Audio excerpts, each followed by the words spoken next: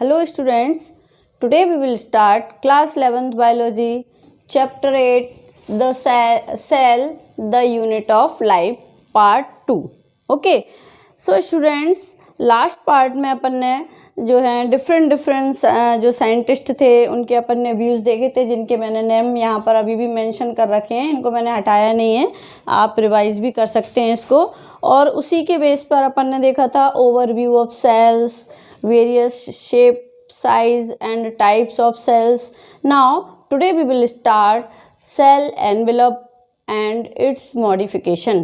Okay, so cell envelope में थोड़ा बहुत तो मैंने आपको बता ही दिया था कि बेसिकली प्रोकैरियोटिक सेल या बैक्टीरियल सेल्स के जो सेल एनवेलप प्रेजेंट होता है इनमें वो केमिकली कॉम्प्लेक्स होता है।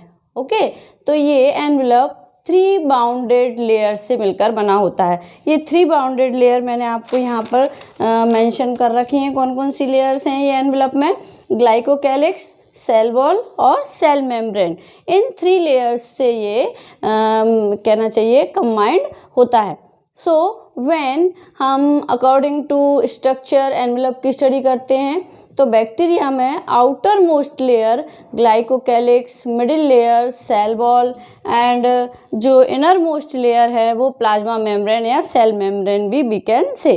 ओके, ईच लेयर जो perform a specific function, they act together as a single protective covering, मतलब एक कवर की तरह ये वर्क करती है जो प्रोटेक्शन का काम करती है। स्ट्रक्चर को अपन देखें तो ग्लाइकोकैलिक्स को, पहले तो मैं आपको इसका थोड़ा सा स्ट्रक्चर यहाँ पर बता देती हूँ।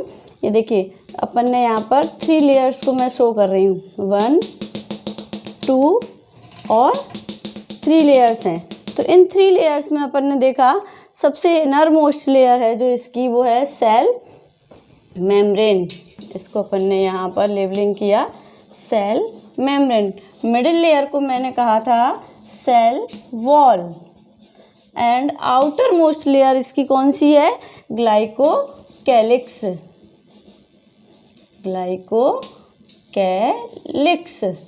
ओके, ये अपनी 3 लेयर्स यहाँ पर अपन ने मेंशन कर दी according to structure. Okay, now अपन देखें स्ट्रक्चर को, देखेंगे ना अपन इसकी, तो ग्लाइकोकैलिक्स पर ही डिपेंड करता है कि हम किस बैक्टीरिया की बात कर रहे हैं। मीन्स क्या है इसमें कि जो ग्लाइकोकैलिक्स है वो डिफरेंट बैक्टीरिया में इसका कंपोजिशन और थिकनेस डिफरेंट होती है। It means it differs in composition and thickness among different bacterial cell. Some bacterias में ये लूजली पैक्ड लेयर होती है, so it is called slime layer. But some जो कहना चाहिए अपने को बैक्टीरिया में थिक एंड टफ लेयर होती है, तो सो it is called capsule. Okay, means different bacteria में शेप्स एंड साइज वेरी कर सकता है। Okay, and its function combinedly देखें तो प्रोटेक्शन एंड एडहेशन है इसका, बिकॉज ये आउटर मोस्ट लेयर है। कौन सी? Glycocalyx. Now we will take cell wall. It is made up of peptoglycans and its function maintain shapes of cell and prevent the bacteria from bursting cell membrane, bursting मतलब ये bacteria को bast होने से बचाती है, prevent करती है। Next अपन लेते हैं कौन सी है अपनी innermost? Cell membrane. Cell membrane में अपन देखेंगे कि it forms the boundary for the cytoplasm, है ना। एंड क्यों? बिकॉज ये इनर मोस्ट लेयर है। It is semi permeable, it is made up of lipids, proteins, oligosaccharides and water. अपन कई बार इन चीज़ों की स्टडी कर चुकी हैं। Plasma membrane extend into the cell in form of vesicles, tubules called mesosomes. Now based on the response of the cell wall to the staining। So students, आपकी बुक में भी दे रखा है, आपने उसमें देखा होगा कि जो एक ग्रेन नाम के साइंटिस्ट थे, ग्रेन साइंटिस्ट ने पर्पल डाई का यूज़ किया था, है ना, किस पर? बैक्टीरियल सेल को स्टेन करने के लिए। सो आपने लैब में भी स्टेनिंग देखा है ना, तो अपन 2-3 कलर के देखते हैं, उसमें पिंक भी होता है, पर्पल भी होता है, ब्लू भी होता है, ग्रीन भी होता है कई जगह। तो उन्होंने इसमें पर्पल डाई का यूज़ किया था बैक्टीरियल सेल को स्टेन करने के लिए। सो ऐसे बैक्टीरिया जो इजीली स्टेन हो जाते हैं, it is called gram positive. And in bacteria को जब हम वॉश करते हैं किससे, विद एल्कोहल, तो ये इजीली स्टेन इनमें से रिमूव नहीं होता, मतलब वो कलर इसमें से नहीं जाता एल्कोहल से स्टेन करने पर, सॉरी वॉश करने पर, ठीक है ना। मीन्स इनकी सेल वॉल कैसी है, cell wall is thick layer of peptidoglycan, while other type of bacteria do not retain any color and after washing with alcohol because cell wall is thin layer of peptidoglycan। Okay, difference पता चल गया ना आपको gram positive और gram negative bacteria में। सो इन्हीं bacterial cell की cell membrane क्या करती है, मॉडिफाइड होकर एक्सटेंशन बन जाती है उसमें। और कैसा मॉडिफिकेशन होता है इसमें, इसी मॉडिफाइड मेम्ब्रेन को मीजोसोम कहते हैं। And this mesosome can form some foldings into the plasma membrane. और ये कैसे होते हैं, ये मैंने यहाँ मेंशन कर रखे हैं। वेसिकल्स भी हो सकते हैं। वेसिकल्स कैसे होते हैं, अपन ने देखा है, वेसिकल्स को देखें अपन तो इस तरह से आप देखेंगे, इस तरह से वेसिकल फॉर्म हो जाते हैं। ये अपन ने ले लिया, तीनों में डिफरेंस देखेंगे ना अपन, वेसिकल्स में और ट्यूब्यूल। ट्यूब्यूल का कैसे फॉर्मेशन होता है इसमें, तो देखेंगे ट्यूब्यूल के फॉर्म में यहाँ पर यदि ये मॉडिफाई होती है तो इस तरह से ट्यूब्यूल में मॉडिफाइड हो जाती है। ये ले लिया अपन ने ट्यूब्यूल। लास्ट कौन सा है अपना, लेमिला। लेमिला में ये मॉडिफाई हो जाती है इस फॉर्म में, देखें अपन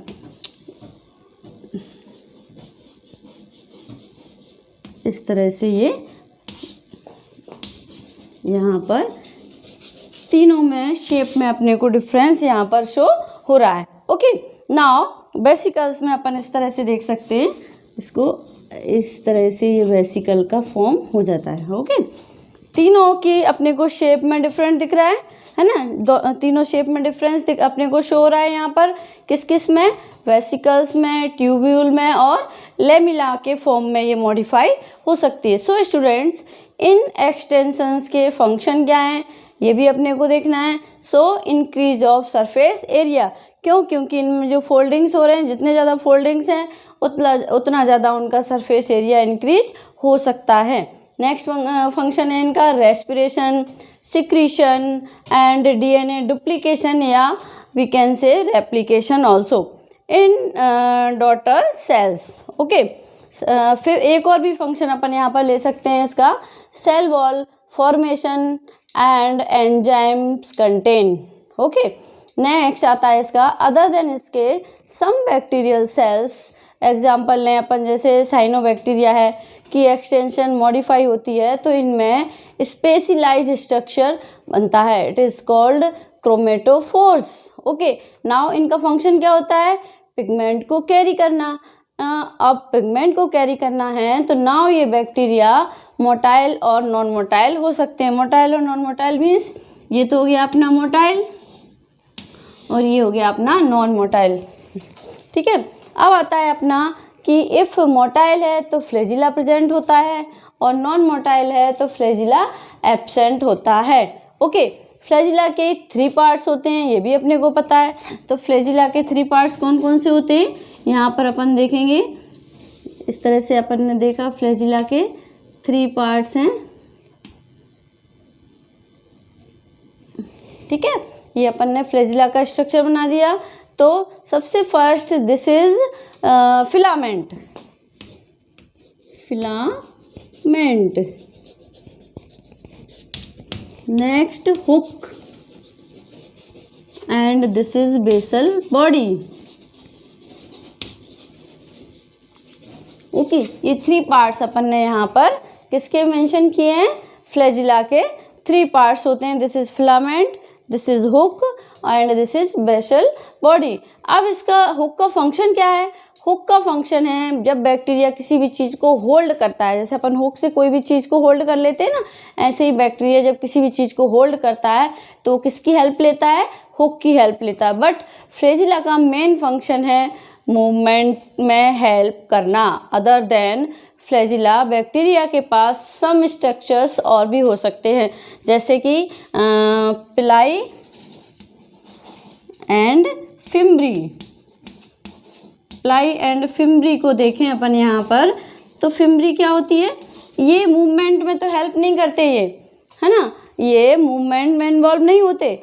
पिलाई इज अ एलोंगेटेड स्ट्रक्चर, कहना चाहिए ये कॉन्जुगेटेड या सेक्सुअल कॉन्जुगेशन या सेक्सुअल रिप्रोडक्शन में हेल्प करती है। कौन, पिलाई, इसीलिए we can say that conjugated pili. Okay, now fimbriae, fimbriae is bristle like structure होती है। ब्रिसल लाइक मीन्स, इसको देखें अपन यहाँ पर, इस तरह से अपने को इसका स्ट्रक्चर शो होता है इन बैक्टीरियाज में, सम बैक्टीरियाज में वी कैन से।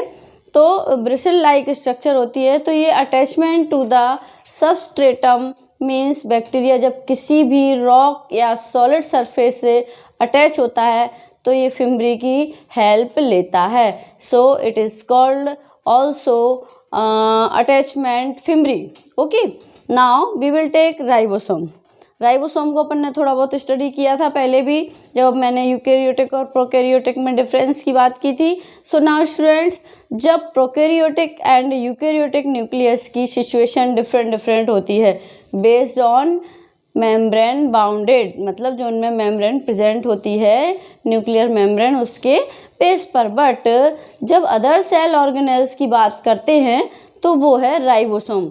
इसका अपन थोड़ा सा हिस्ट्री पार्ट भी यहाँ देख लेते हैं कि 1953 में, यहाँ पर देखें अपन 1953 में साइंटिस्ट का नाम अपन यहाँ पर देखेंगे। कौन थे साइंटिस्ट 1953 में? इसके रॉबिन्सन एंड ब्राउन ने, रॉबिन्सन एंड ब्राउन ने, इन्होंने वेरी फर्स्ट प्लांट सेल में सम फ्री पार्टिकल्स को ऑब्जर्व किया था। ओके, एंड नाउ 1955 में अपन देखें तो 1955 में जॉर्ज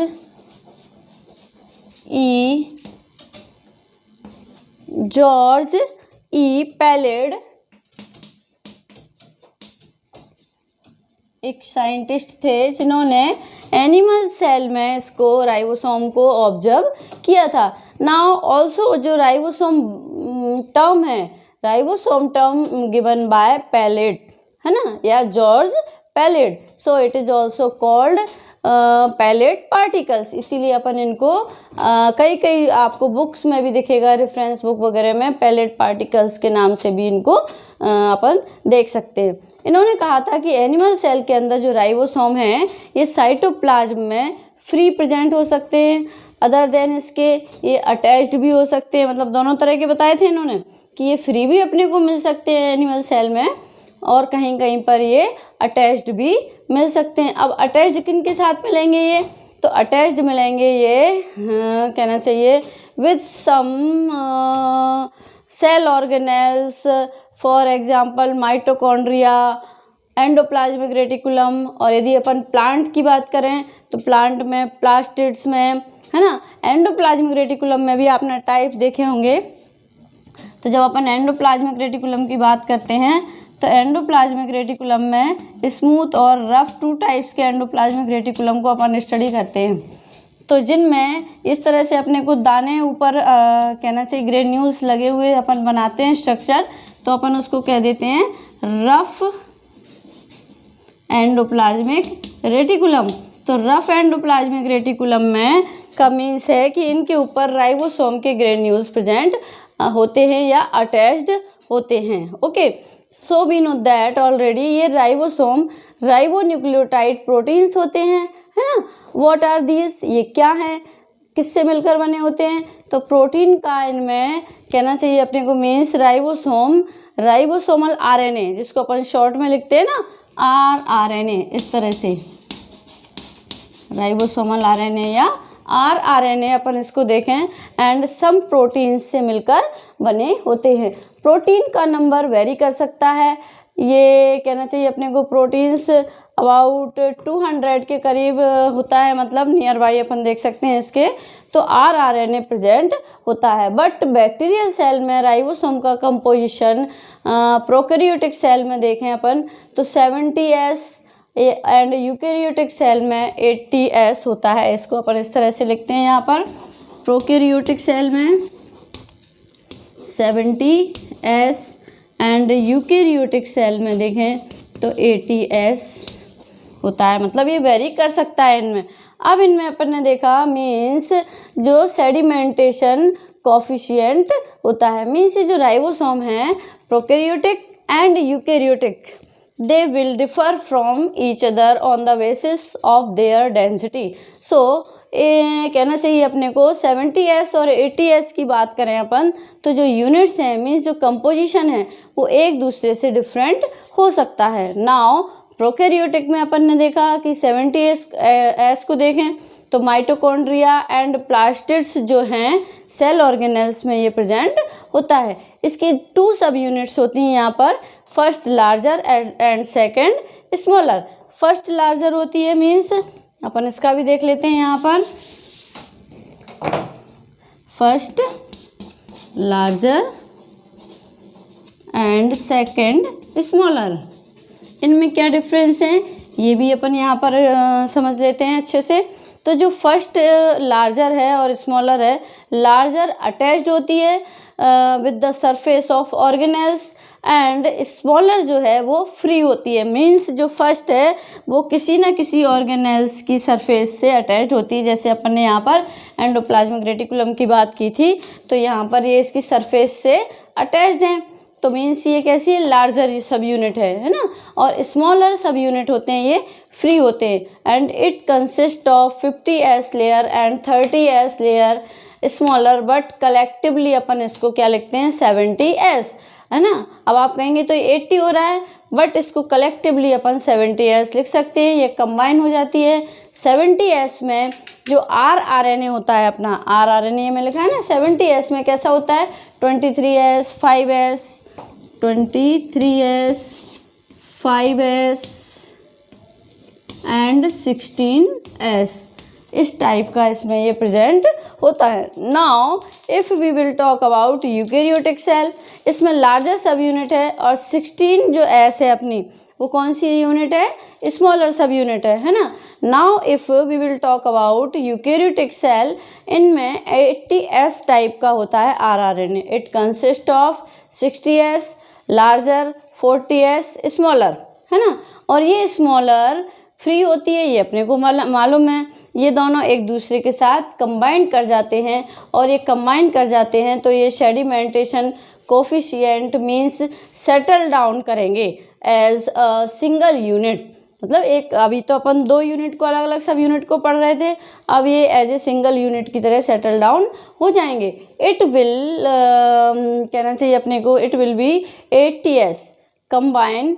मैग्नीशियम की प्रेजेंस में ये कंबाइन होते हैं बिकॉज प्रोटीन सिंथेसिस होता है, मीन्स राइबोसोम को जब भी प्रोटीन सिंथेसिस करना होता है तो ये मैसेंजर आरएनए के साथ कनेक्ट होता है। मैसेंजर आरएनए जैसे अपन ने यहाँ पर rRNA को स्टडी किया है ना, ऐसे ही mRNA आपने कई बार लिखा हुआ देखा हुआ। आप लोग अब 12th क्लास में आएंगे तो आप इनसे बहुत ज़्यादा फेमिलियर हो जाएंगे जब अपन बायोटेक का चैप्टर जेनेटिक्स पढ़ेंगे, है ना, कि ये क्या है मैसेंजर आरएनए, rRNA क्या है। उस टाइम पर आपको ये चीज़ें बहुत अच्छे से पता चल जाएंगी। नाउ मैसेंजर आरएनए से के साथ ये क्या करते हैं, कहना चाहिए राइबोसोम को जब भी प्रोटीन सिंथेसिस करना होता है तो ये मैसेंजर आरएनए के साथ जुड़ जाता है। अपन ने अभी ये इसको यहाँ पर स्टडी किया था। मैसेंजर आरएनए जैसे ही स्मॉलर सब यूनिट के साथ अटैच्ड होते हैं, अपन ने 2 सब यूनिट्स पढ़ी है ना इसमें, लार्ज सब यूनिट और स्मॉलर यूनिट, लार्जर यूनिट और स्मॉलर यूनिट्स। तो इनके साथ जैसे ही ये जो मैसेंजर आरएनए है स्मॉलर सब यूनिट के साथ अटैच्ड होता है and larger sub unit means smaller sub unit के साथ अटैच्ड हो जाती है, तो प्रोटीन सिंथेसिस का प्रोसेस जो है वो इनिशिएट हो जाता है। ठीक है ना, यहाँ तक अपन ने ये ले लिया है आज क्या, सेल एनवेलप, सेल एनवेलप में अपन ने लिया था ग्लाइकोकैलिक्स, सेल वॉल और सेल मेम्ब्रेन। ये 3 डिफरेंट टाइप की लेयर्स इसमें प्रेजेंट होती हैं। नेक्स्ट अपन ने इसके एक्सटेंशन भी देखे थे सेल मेम्ब्रेन के, वेसिकल्स, ट्यूब्यूल और लेमिला टाइप से। और डिफरेंट बैक्टीरियल सेल्स में अपन ने डिफरेंट टाइप्स के भी यहाँ पर मोटाइल और नॉन मोटाइल ये भी अपन ने यहाँ पर स्टडी किए थे, क्रोमेटोफोर्स वगैरह। नेक्स्ट अपन ने यहाँ पर टॉपिक आज डिस्कस किया राइबोसोम। राइबोसोम में अपन ने जो है डिफरेंट टाइप के प्रोटीन्स को भी स्टडी किया है ना, मैसेंजर आरएनए, आरआरएनए, ये सब अपन ने यहाँ पर आज पूरा स्टडी कर लिया है। नाउ स्टूडेंट्स, नेक्स्ट पार्ट में we will take eukaryotic cell. अब यूकेरियोटिक सेल किस में प्रेजेंट होती हैं थोड़ा सा मैं आज ही बता देती हूँ इसी पार्ट में आपको। प्रोटिस्टा में, फंजाई में, प्लेंटी, एनिमेलिया, इन सभी में कौन सी सेल्स प्रेजेंट होती हैं? यूकेरियोटिक सेल प्रेजेंट होती हैं, ठीक है ना, कि बिकॉज इनमें वेल डिफाइंड न्यूक्लियस प्रेजेंट होता है with nuclear membrane. Okay, so students, I think all of you well understood today's topic. फिर भी if you have any problem related to this topic, please leave a comment in my comment box. Thank you.